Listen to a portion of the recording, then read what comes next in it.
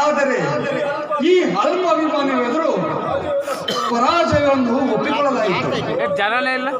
ದ್ರೋಣನ ನೇತೃತ್ವದಲ್ಲಿ ನಾವು 7 ಜನರು 7 ಸಾರಿಯೂ ಆಕ್ರಮಣ ಮಾಡಿದೆವು. 7 ಸಾರಿಯೂ ಸೋತಿದ್ದಾಯಿತು. ಬಲ ಅಭಿಮಾನಿಯು ಬಲ.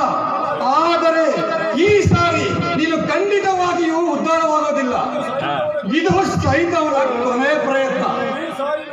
ಈ ಸಾರಿ ವೃತ್ತರಾಗಲೇಬೇಕು.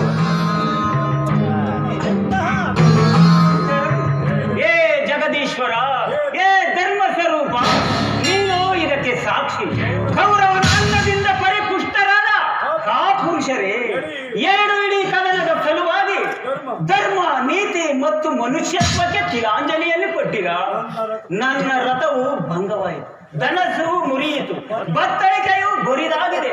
ಈ ಚಕ್ರದ ಹೊರತಾಗಿ ಮತ್ತೆ ಯಾವ ಆಯುಧವೂ ಇಲ್ಲ. ಇಂತಹ ನನ್ನನ್ನು ನೀವೇಳು ಜನ ಮಹಾರಥಿಕರು, ವೀರಾದಿ ವೀರರು ಏಕಕಾಲದಲ್ಲಿ ಆಕ್ರಮಣ ಮಾಡುವಿರ. ಧಿಕ್ಕಾರವಿರಲಿ ನಿಮ್ಮ ವರ್ತನೆಗೆ. ಅಂತಹ ಅನುಶಂಸತೆಯು ಕೌರವ ಪಕ್ಷದ ವೀರರಿಗೆ ಒಪ್ಪದು. ನೀವು ವೀರರಲ್ಲ, ಪುರು ಸೈನ್ಯದ ಕಳಂಕ ಸ್ವರೂಪ. ಕ್ಷತ್ರಿಯ